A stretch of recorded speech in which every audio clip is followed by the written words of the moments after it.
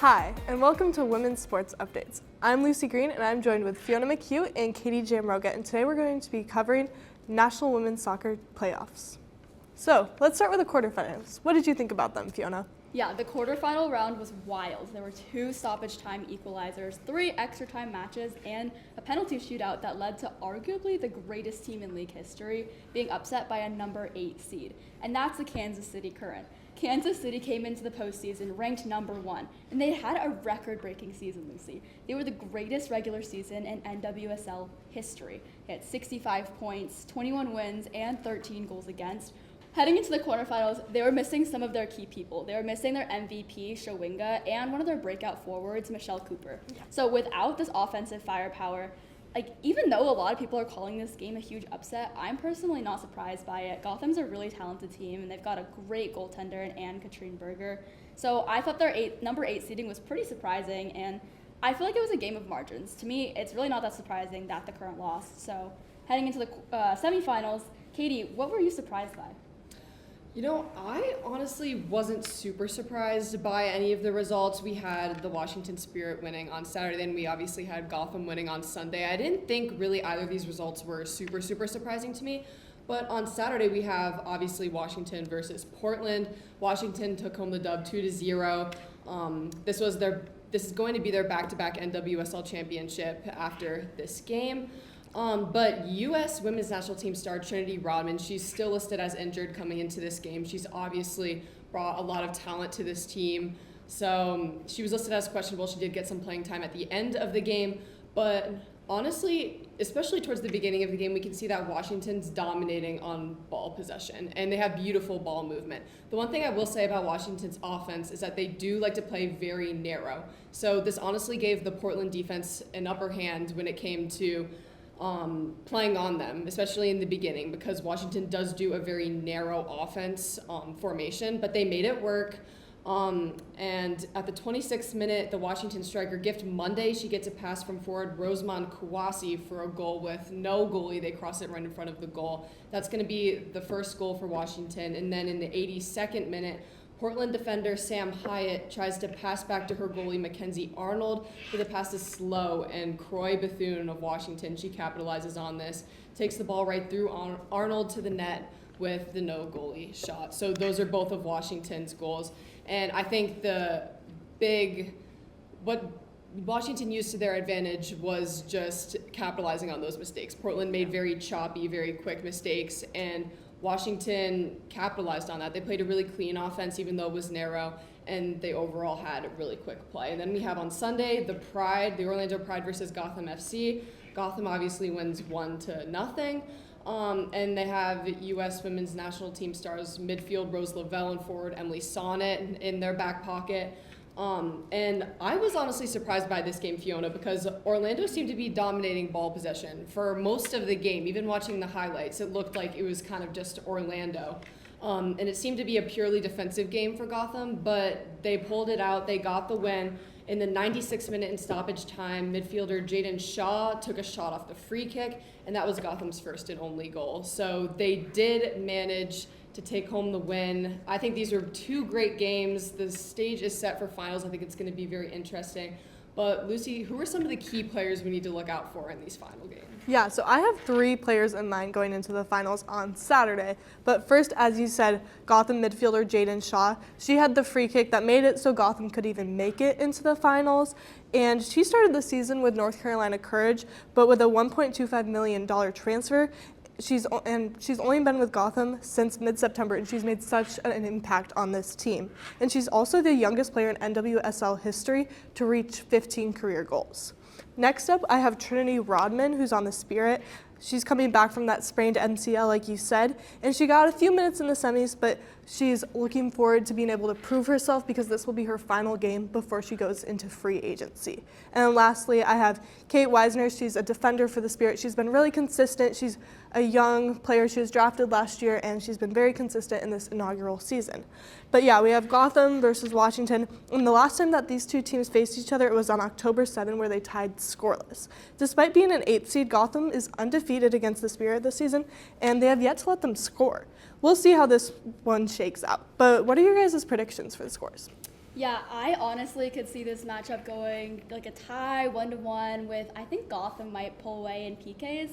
I just think that, their goalie has been so great this entire playoff round.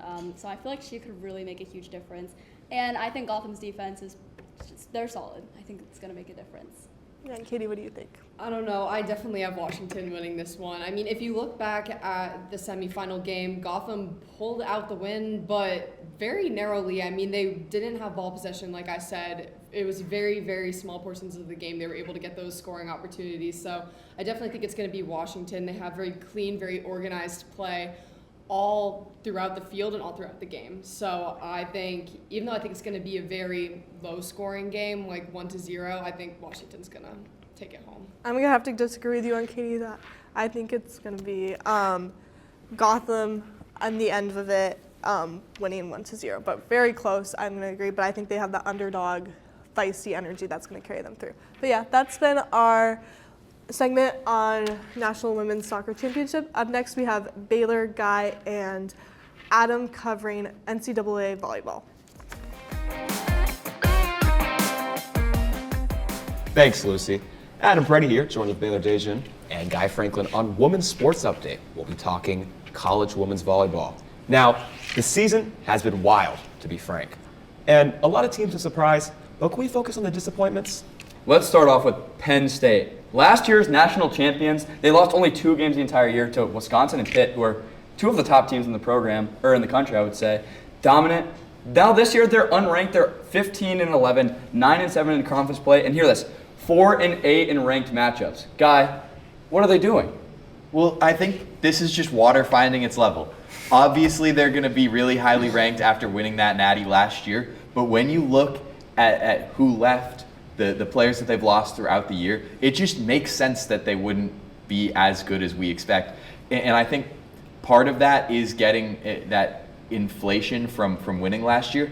But at the same time, you also have to remember, this Penn State team wasn't favored to win last year. And, throughout all of college sports, the entire adage is essentially anything can happen once you get to that tournament season. And anything happened last year. Everything happened last year. And it's just water finding its level. This is where you expect to see a Penn State. I don't even know about that, though. They were dominant all year. They had 2 losses, 35-2 was their record. Can we really say that they weren't, like, a dominant team? Well, they were a great team. Yeah. I don't know that I would quite put them on the same level as I would have a Pitt or a Nebraska last year. Well, Penn State beat Nebraska and was favored above Nebraska and was a 1 seed. Nebraska was a 2 seed last year. That's a fair point. That being said, I think at some point you just have to trust that Nebraska volleyball program history. That is true, with John Cook. Yeah. But you talked about their losses. They lost their top 3 point scorers, and they lost their assist leader in Izzy Stark, who left this year for mental health reasons. Wish the best for her. But she was also, along with leading in assists, she was 2nd in digs and 3rd in blocks, and that is a recipe for disaster. Yeah, it is. And I think with a lot of these teams that you see really fluctuating year to year, it's also a product of the portal. It's a product of we're seeing these COVID years expire now, and there's just so much turnover in the sport of volleyball, especially as it grows to the level that it is growing now, and you're starting to see more programs turn a profit, and that means that with those NIL dollars starting to come in, players are more incentivized to leave, and you saw that happen to Penn State a lot this year. That is true. Has anyone seen the Utah Utes? I mean, they fell off the face of the earth. Well, the Utah Utes have been a bit of a train wreck since Big 12 play started. Obviously, highly ranked coming into the year. We saw that in the non-con. Great win against Utah State, even better win against Dayton. This is a Dayton team that I really like. That being said, they've just looked purely overmatched in the Big 12. I mean, you talk about crashing and burning. This is a Utah team that took a set off of Nebraska earlier this year, and you now see UCLA, a team that is like very good and going to potentially go places come tournament time, bragging on social media about taking a set off of Nebraska. The Big 12 has just been a different beast. It's been incredibly good this year, and it's just Utah has not been able to find anything. Yeah, and you see they started conference play on a 4-game losing streak after being, very highly ranked in the first half of the season. They started off 5-1, as you said, ranked win over Dayton. Their only loss at that point was to A&M, who's a very talented team. They went on again to lose to Nebraska, but the conference play has not been very successful for them. But they did just beat number 23 BYU, so maybe the things are on the up and up. Maybe things are on the up and up, but BYU has sort of struggled. Maybe it's fatigue. I don't know. This Utah team will not be hearing their name called on Selection Sunday on November 30th. I don't think there's anything that they can really do at this point to help that. And I think that it's just, you got to go into next year looking to reevaluate and how you can compete in this stacked Big 12. Well, you just mentioned Selection Sunday. Under 2 weeks left to the big day. And, America's favorite pastime, bracketology. Guy Franklin, what you got? All right. Well, I want to look at this bubble right here. And I want to look at one of the teams that I have just on that outside periphery, potentially could make it in. Out of the American Athletic Conference, that's the Tulsa Golden Hurricane. This is a Tulsa squad that really has a clear path. They've got at least one win that they should feel solid about in FAU coming up in that AAC tournament. But beyond that, they'll have a chance to play either Rice or USF at some point throughout that tournament. If you can take one of those wins, you got to feel really good about your chances. Yeah, and you talked about it, Tulsa being a good team, but realistically, volleyball is a sport of the top dogs. A ranked team over the rank of 6 has only 2 national titles since the year 2000. It's a top dog sport, and you see the top dogs this year. You have Nebraska, you have Pitt, you have Kentucky, you have Texas, but the team that is far and away the best is Nebraska. I mean, 26-0, and you talked about it earlier, the UCLA game. Prior to that game, they had 15 straight sweeps with 48 straight set wins, and now has only lost 1 set in the Big Ten. Like, it's ridiculous. They have ranked wins over Pitt, Stanford, Kentucky, Utah, Creighton, Penn State, Purdue, Wisconsin, Minnesota, and USC. But it's all empty in the Big Ten. The team that is the most battle-tested out of anybody is Kentucky. They were able to sweep Texas. They're pretty clearly ranked number 2, and that's because they don't have the benefit of the cupcake schedule that Nebraska has been able to get in the Big Ten. And look, Nebraska's awesome.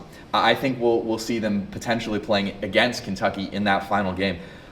I just think Kentucky being battle-tested is just going to be what seals the deal for the Wildcats. I mean, Nebraska beat Kentucky earlier this season. If there's anything that tells what team is better, it's a team that won the matchup. And we saw Kentucky went up 2-0 in that game, but Danny Busboom-Kelly, first-year head coach, absolutely complete different coaching mindset as opposed to John Cook. She decided to revamp the entire team, make changes in that game, and that is what eventually won the contest for Nebraska, putting in Liv Mock at libero, who was a Bennington High School graduate, switching out at Lainey Chobe. And that's what led Nebraska to reverse sweeping in that game. That's true. I guess all we can wait is for November 30th to see who comes out and see what the bracket's looking like. Well, Baylor goes with a bit of a homer pick there, as we saw. Listen, national championship pick. We got to go rapid fire. I think we know yours. Guy, who's winning it all for you? The Kentucky Wildcats. And I got the Pittsburgh Panthers. I mean, they have the best player in the nation. The probable back-to-back player of the year, Olivia Babcock. Top 10 in both kills and points. Look at her versus then number 4 Louisville. She hit .423. I mean, impeccable. In her, stars, they rise to the occasion. Star power wins you games and it wins you championships. Now, the Final Four, who we got? I mean, you just said Pitt right there. Obviously, I have Nebraska, but Olivia Babcock is a stud. That's all I have to say about her. She had 41 kills in that game versus Louisville. That's phenomenal. My other teams I really like. I like Kentucky, obviously. I think they're clearly the second best team in the country. But my other pick that's not in the top 4, it's SMU. They are so good. SMU is great. I like Creighton and I like Miami, I think, a little bit more than SMU. So we'll have to see. Well, Evan and Christian will be talking women's college basketball. Thanks, Adam. I'm Christian Urberg here alongside Evan Zaretsky. Evan, it's mid-November. You know what time of year it is. It's college women's hoop season. I mean, women's basketball season it's got to be up there with the Hanukkah and Christmas, right? It's greatest feeling when you get to sit back on your couch and watch women's basketball. Some might say it's above, and no better place to start but here on the Hill with Syracuse. Obviously, last season finished 12-18 on the season, 5th worst record in the ACC. But Felicia Leggett-Jackson's squad looks totally different this season. And Felicia Leggett-Jack is a really, really good coach. I talked about this with Kyra Wood a few weeks ago. She's led 2 successful seasons To be fair, she did have Daisha Fair. She had a little bit of a rough season last year, but let me tell you something. She has had a hot start to her year, especially this past Sunday. They picked up a 78-29 win over Wagner. Not to mention that was the lowest points allowed since 2014. That is almost 10 years. It looked like a few weeks ago against Canisius. Their defense looked really good. I mean, the Syracuse defense has turned over a new leaf, and it's not, they didn't just do this randomly, Christian. There's been a lot of transfers who have come in and have been really good on defense. Absolutely, and Dominique Darius, the USC transfer, is leading the way, averaging 3 steals a game. The transfers have been phenomenal, not just on the defensive end, but on every facet of this game. Darius is averaging 13 points a game. Layla Filia, the Texas transfer, averaging 13 points a game as well. But one player, a freshman that I'd like to zero in on is Uche Izoje from Japan. She's averaging 12 points a game, 67 points from the field. That is very efficient, 12th best in the NCAA. She has been hyper efficient, only on 17 minutes. So if she can stay out of foul trouble, that's what kept her on the bench. She will be phenomenal for this Orange squad all season. But with the transfers coming in and the freshmen, some of the older players for Syracuse have taken a little bit of a step back, Evan. Yeah, and once again, I spoke about this a few weeks ago. We all thought that Sophie Burrows was going to be the leader on this team. She had 12 points per game last season. We all thought, all right, Kyra's out, a bunch of those star players are out. This is Sophie's time. But honestly, it's been a pretty disappointing start to the season. She's only averaged 5 points, and she's honestly looked not so great in her first 2 games. I will say we had a little bit of a positive game in that last game versus Wagner. She dropped 11 points. But honestly, me personally, and I think I can speak for you too, we need to see more out of Sophie. She's a leader on this team, and we know that on the court she is. But I think stat-wise, we need to see more of that, and we haven't seen that so far this season. It's been all the new transfers. Yeah, absolutely. She's taking a step back. We'll see if she can gel more with the newcomers as the season goes on into ACC play. And the ACC's going to be stacked once again this year. They featured 3 teams in the top 11 to start this season. They've struggled a little bit as in the non-conference play. Tell me a little bit about what you've noticed from these struggling ACC teams in non-conference play. So the biggest thing I noticed is that in the new AP poll, which just released on Monday, is that Duke fell out. They were ranked 7th, and they completely dropped out of that poll. I mean, it's for a solid reason. They started their season 3-2, and they got absolutely. It was just a terrible loss against West Virginia, and something that really you can't tell by looking at the scorebook. 6 of those West Virginia players were ejected from that game, which makes that loss look 10 times worse than it actually was. A terrible look for Duke, who is still returning their 2 top scorers from last season. So what is going wrong for them?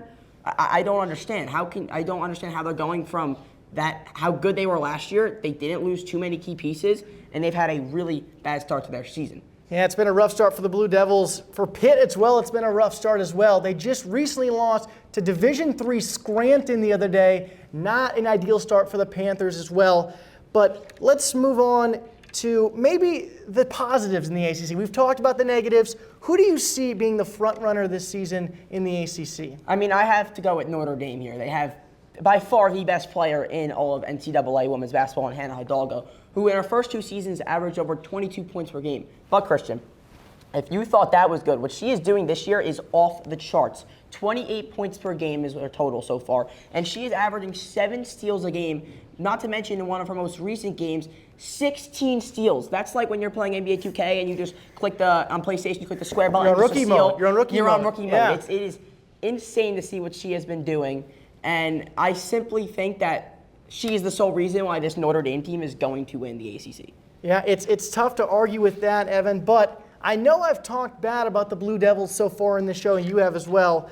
But I'm going to pick Duke to win the ACC this year. Kara Lawson, you've got to trust her. She's in her 6th season with the Blue Devils. She's been phenomenal throughout all of them. Duke returns, like you said, their top 2 scorers from last season, Toby Fournier and Ashlyn Jackson. They've been great again so far in double figures in every game in the season. And their defense has looked stout as well, giving up 48 points per game. That has been top 5 in the ACC. I think their defense stays stout. I think their offense gels a little bit better as the season goes on, and I think the Blue Devils take the crown this year.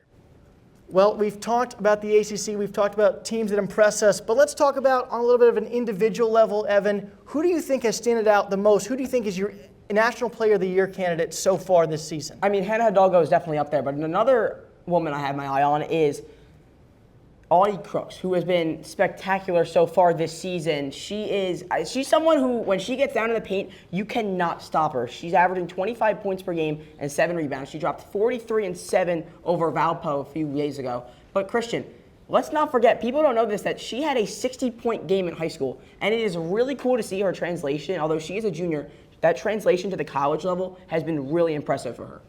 Yeah, it's tough to argue with that, but I'm going to have to throw out Sarah Strong. She is leading the #1 team in the country, the UConn Huskies, in all 5 statistical categories. I'll read this off for you. 20 points, 9 rebounds, 5 assists, 3 steals, 2.5 blocks on 61% from the field. She has been phenomenal this season. She was the Freshman of the Year in women's college basketball last year. She was Big East all-first team. She's continuing her dominance, and the Huskies look great because of it. Yeah, absolutely. I mean, the NCAA, the key takeaways from this, listen, the ACC is just not the same division as they were these past few years. A really bad start for them. But, season's just kicked off. We still have a lot more to go, but that's going to be it for us this week. So thank you, everyone, for tuning in. From Evans, Duretti, and Christian Herbert, and we'll see you guys next week.